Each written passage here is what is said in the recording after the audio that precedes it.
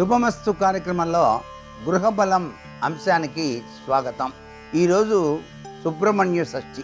తప్పనిసరిగా ప్రతి ఒక్కరూ కూడాను గృహంలో సుబ్రహ్మణ్యోం అంటూ సుబ్రహ్మణ్యేశ్వర స్వామిని దీపారాధన చేసి స్వామికి ప్రీతికరమైనటువంటి నైవేద్యాన్ని సమర్పించిన తర్వాత పుట్ట దగ్గరికి వెళ్ళి ఆవు పాలు, అలాగే స్వామికి ప్రీతికరమైనటువంటి బెల్లంతో చేసినటువంటి పదార్థాన్ని నైవేద్యంగా సమర్పించి ఆ పుట్టమన్నును ఇంటికి తీసుకుని వచ్చి మీ యొక్క సింహద్వారం గడపకు అటువైపు ఇటువైపు కూడా ఉంచి కొద్దిగా ఆవు పాలు పోయాలి.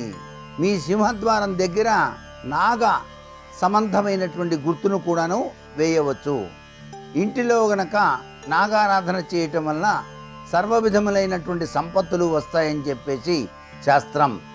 ఈ రోజున ఎవరైతే సుబ్రహ్మణ్య షష్ఠి రీత్యా ఉపవాసం ఉండి స్వామిని సంబంధించినటువంటి వివిధమైనటువంటి శ్లోకాలు పఠించి ఆ రోజంతా ఉపవాసం ఉండి మరునాడు గనక భుజించినట్లయితే సర్వ విధాల శ్రేయోదాయకవంతమైన ప్రభావం ఆ ఇంటి ఇల్లాలకు వచ్చి తీరుతుంది అని చెప్పేసి శాస్త్రం. సుబ్రహ్మణ్యోం అనేటువంటి మంత్రాన్ని 11 సార్లు ఎవరైతే ఈ రోజున పఠిస్తారో వారి యొక్క సంతానం విశిష్టవంతమైనటువంటి అభివృద్ధిలోకి రావడానికి ఆస్కారం అత్యధికంగా ఉంటుంది. ధైర్యము, స్థైర్యము మొదలైనటువంటి లక్షణాలని ప్రసాదించేటువంటి వాడు సుబ్రహ్మణ్యేశ్వరుడే. కుజదోష ప్రభావం నుంచి బయటపడటానికి కూడాను సుబ్రహ్మణ్యేశ్వర స్వామిని గనక కొలిచినట్లయితే కుజ సంబంధరీత్యా వివాహం కానటువంటి వారికి త్వరగా వివాహాలు నిర్ణయం చేసుకోవడానికి ఆస్కారాలు ఉంటాయి. ఇక వాస్తుశాస్త్రరీత్యా చూసినట్లయితే వాయువ్యం నుంచి 2 భాగాలు విడిచి 3-4 భాగాల్లో నిర్మించటం మంచిది. ఉత్తరం వైపు నిర్మాణం చేసేటువంటి వారికి ద్వారం పెట్టవలసి వచ్చినప్పుడు సింహద్వారాన్ని ఉత్తర వాయువు నుంచి ఈశాన్యం వరకు 9 భాగాలు చేయాలి. మొదటి 2 భాగాలు విడిచి 3-4 భాగాల్లో సింహద్వారాన్ని పెట్టుకోవచ్చు. ఉత్తర ఈశాన్యం నుంచి మొదటి 2 భాగాలు విడిచి 3-4 భాగాల్లో కూడాను సింహద్వారం పెట్టుకోవచ్చు అని చెప్పేసి శాస్త్రం.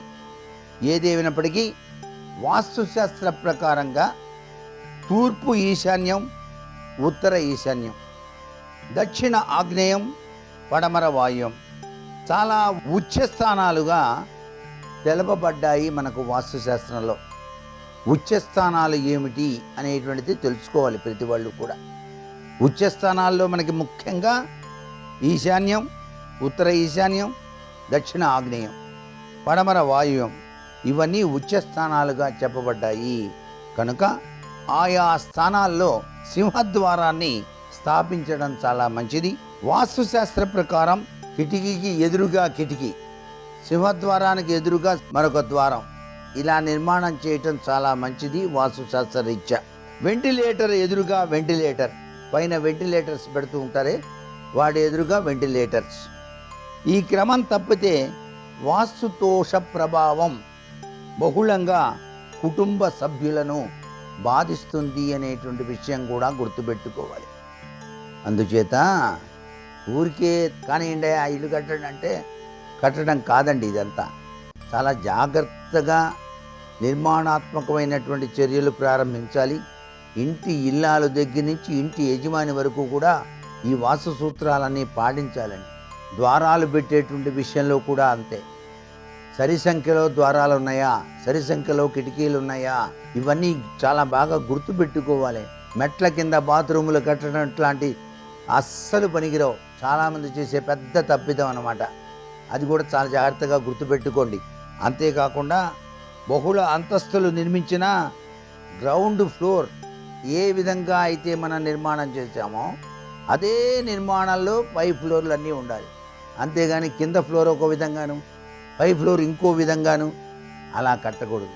మీ సింహద్వారం ఎటువైపు వచ్చిందో పైన కూడా సింహద్వారం అటువైపే ఉండాలి. అంతేగాని తూర్పు వైపు పెడుతున్నాను సార్, కాడి ఎక్కువ ఉంది పైన అని చెప్పేసి తూర్పు వైపు మార్చకూడదు. కింద ఎటువైపు అయితే మీరు సింహద్వారాన్ని నుంచి నిర్మాణం చేశారో అసలు సింహద్వారం పెట్టాల్సింది ఎక్కడ? ఎటువైపు రాజవీధి ఉందో అటువైపే పెట్టాలి. మీ ఇష్టం వచ్చినట్టుగా తూర్పు అందరికీ మంచిదన్నారని అందుకని తూర్పు వైపు సింహద్వారం పెట్టానంటే కుదరదండి. ఉత్తరం వైపు రోడ్డు ఉన్న వాళ్ళు ఉత్తరం వైపు పెట్టుకోవాలి, తూర్పు వైపు రోడ్డు ఉన్న వాళ్ళు తూర్పు వైపే పెట్టుకోవాలి, పడమర వైపు రోడ్డు ఉన్న వాళ్ళు పడమర వైపు పెట్టుకోవాలి, దక్షిణం వైపు రోడ్డు ఉన్న వాళ్ళు దక్షిణ ఆగ్నేయం వైపు పెట్టుకోవాలి. ఇవన్నీ పాటిస్తేనే వాస్తుశాస్త్రం సరిగ్గా ఉంటుంది. లేకపోతే అనేక ఇక్కట్లు ఇబ్బందులకు గురి కావాల్సిన పరిస్థితి ఏర్పడుతుంది సుమా అనేటువంటి విషయాన్ని బాగా గుర్తుపెట్టుకోండి. గ్రౌండ్ ఫ్లోర్ ఏ విధంగా ఉందో అదే విధంగా 1, 2, 3, 4, 5 ఎన్ని ఫ్లోర్లైనా సరే గుమ్మం పైన గుమ్మం, కిటికీ పైన కిటికీ, వెంటిలేటర్ పైన వెంటిలేటర్ ఉండటం మంచిది. కిటికీలు సరి సంఖ్యలో ఉండటం చాలా చాలా చాలా మంచిది. బేసి సంఖ్యలో మాత్రం ఎప్పుడూ ఉండకూడదు. అంటే 3, 5, 7, 9, 10, 11, 13, 17, 19, 20, 21 ఉంచకూడదు అనేటువంటి విషయాన్ని గుర్తుపెట్టుకోండి. ఇవి బేసి సంఖ్యకి సంబంధించింది. పడక గదులు యజమానికి నైరుతి భాగాన, పిల్లలకు బంధువులకు ఉత్తర భాగాల్లో ఉండే విధంగాను ఏర్పాటు చేసుకుంటే చాలా మంచిది. ప్రతి ఒక్క గదికి ఉచ్చ స్థానంలో ద్వారాలను పెట్టుకోవటం మంచిది. బెడ్రూమ్లో పడమర దక్షిణ వైపు గోడలకు ఏసీలను పెట్టుకోవటం చాలా మంచిది.